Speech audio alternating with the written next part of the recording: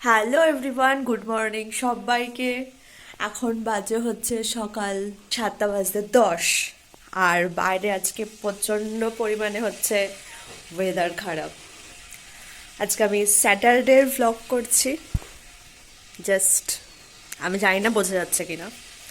আর আজকে হচ্ছে আমাদের একটা ঘুরতে যাওয়ার প্ল্যান আছে একদিনের জন্য মায়াপুর। তো সব ঠিক আছে, এই ঠান্ডার মধ্যে যেটা সব থেকে বেশি কঠোর কাজ সেটা হচ্ছে স্নান করা। তার মধ্যে আমার এখনো শ্যাম্পু করা হয়নি। এবার এই সাত সকালবেলা আমাকে শ্যাম্পু করতে হবে, ভাবলেই একেবারে কেমন জানি একটা লাগছে।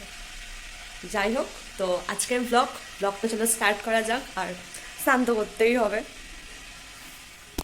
ফাইনালি ঠান্ডার মধ্যে স্নান করে রেডি হয়ে গেছি, আর এটা হচ্ছে কি আমার ড্রেস। তো চলো সাজুগুজু করে শেষে আমরা বেরিয়ে পড়েছিলাম অটো করে স্টেশনের উদ্দেশ্যে। এখানে মা, ভাই, আমি আর বাবা আমরা সবাই মিলে গেছিলাম। আর স্টেশনে আমার ছোট পিসুমণি আর হচ্ছে ছোট পিসুমণির ছেলে অর্থাৎ পাপ্পু এসেছিল। আমরা এই 6 জন মিলে আমরা গেছিলাম মায়াপুরের উদ্দেশ্যে।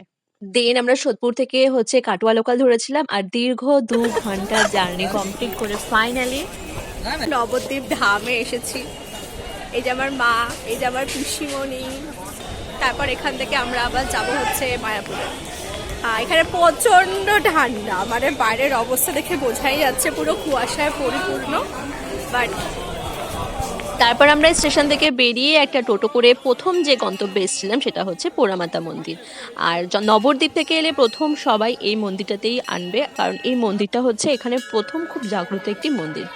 তো পোড়ামাতা মন্দিরে পুজো দেওয়ার পরে আমরা চলে গেছিলাম পাশেই মা ভবতারিণীর মন্দিরে। আর এখানে প্রত্যেকটা মন্দিরের সৌন্দর্য এত সুন্দর, প্রত্যেকটা মন্দিরের পাশ থেকে এত বড় বড় গাছের যে শেকড়গুলো রয়েছে, তারপরেও মন্দিরগুলো মানে ঠাকুরের এত মহিমা না, ওই মন্দিরগুলোকে একটুকুনিও ফাটল দেখা গেছে না কিছু করা গেছে।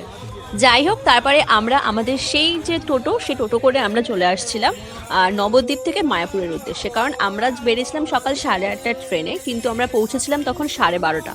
তো নবদ্বীপেই আমরা খানিকক্ষণ আর কি মন্দির ঘুরে তারপর আমরা সকালবেলার হচ্ছে গিয়ে খাওয়ার কমপ্লিট করে, অর্থাৎ এটাকে আমরা বলতে পারি হচ্ছে ব্রেকফাস্ট, যেটা আমরা খেয়েছিলাম তখন বাজে হচ্ছে 11:30।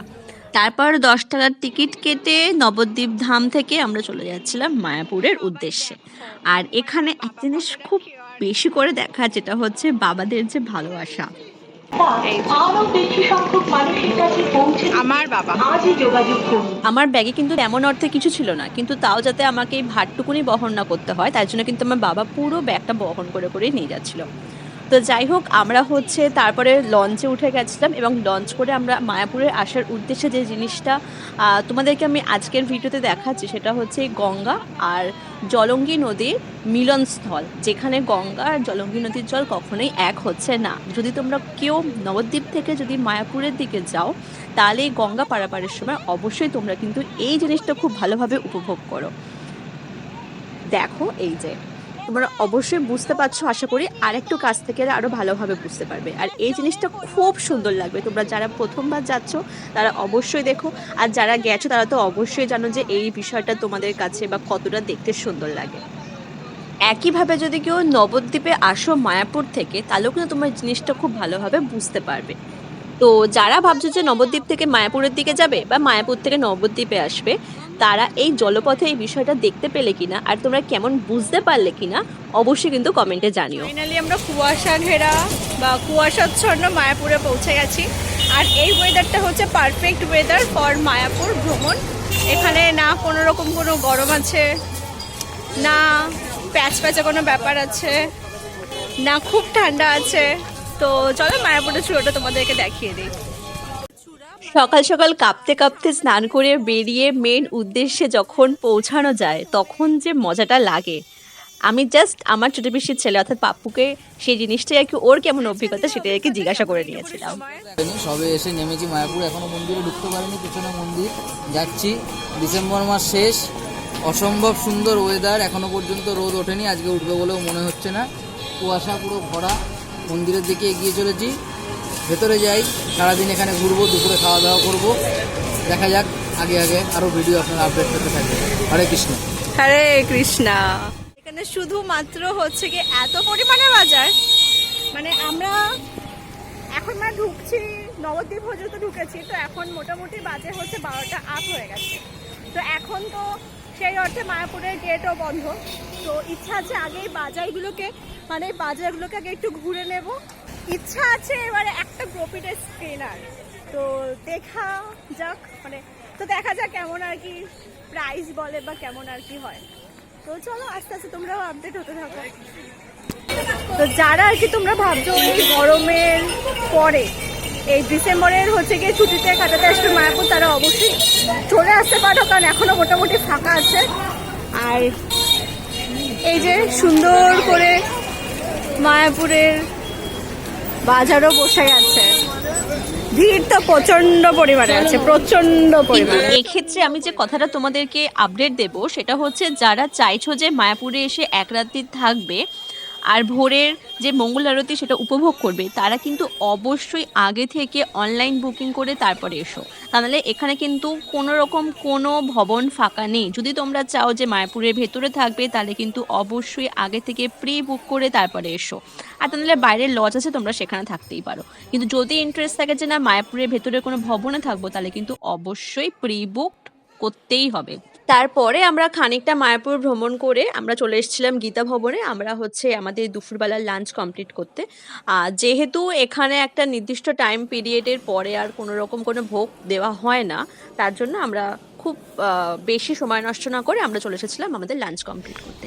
তো লাঞ্চ কমপ্লিট করার পর আমরা হচ্ছে মায়াপুরের ভ্রমণটা আর কি সম্পন্ন করেছিলাম। সবার ফার্স্টে এখানে যেটা দেখার বিষয় ছিল সেটা হচ্ছে এখানে ফুলের বাগানগুলো খুব সুন্দর। এখানে অনেক ফটো সেশন, অনেক মানুষজন, আর এখানে ঠিক আমাদের পেছনের ভিউ।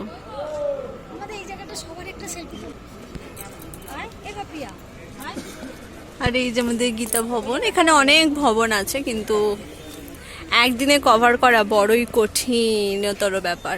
এরপরে আমরা হচ্ছে মায়াপুরের ভেতরেই থাকা টোটোতে করে চলে গেছিলাম গোশালার উদ্দেশ্যে। আর এই গোশালার উদ্দেশ্যে যাওয়ার পথে এই যে ভিউটা দেখা যাচ্ছিল সেটা আরও সুন্দর লাগছিল। এরপর গোশালার সামনে নেবে সিঁড়ি দিয়ে উঠে তোমরা পৌঁছে যাবে সেই সুন্দর সুন্দর গোমাতাদের কাছে, যাদেরকে দেখতে একটা থেকে একটা অপরূপ সুন্দর। আর এদের আকর্ষণীয় বিষয়টা ছিল এদের মাথার যে শিংগুলো ছিল, খুবই সুন্দর। আর এখানে আমার বাবা মা, তারপরে হচ্ছে পাপু ভাই, এরা একটু গোমাতাকে আদরও করে দিচ্ছিল। হচ্ছে গিয়ে আগে যে ব্যাপারটা ছিল প্রত্যেকটা গরুর খুব সুন্দর সুন্দর নাম লেখা থাকতো, কিন্তু এখন দেখতে পাচ্ছি সেইখানে নাম লেখা নেই, শুধু লেখা রয়েছে শ্রী গায়া, তারপর জয় গোপাল, গোপ্রীতি, এরকম লেখা রয়েছে। এদের সেরকম অর্থে কোনো রকম কোনো নাম লেখা নেই, কিন্তু আগে কত সুন্দর সুন্দর এদের নাম থাকতো। তো এই বিষয়টা খুব মিস করলাম এখানে। তারপরে এখানে অনেক সুন্দর সুন্দর হচ্ছে আরও নতুন নতুন ধরনের গোমাতাদের দেখলাম, যাদের শিং অনেক সুন্দর সুন্দর ছিল। তারপরে এখানে অনেক সুন্দর ধরনের ষাঁড় ছিল। তো তোমরা চাইলে এখানে এসে ওদেরকে যদি তোমরা খাবারও দিতে চাও তাহলে সেটাও তোমরা করতে পারো।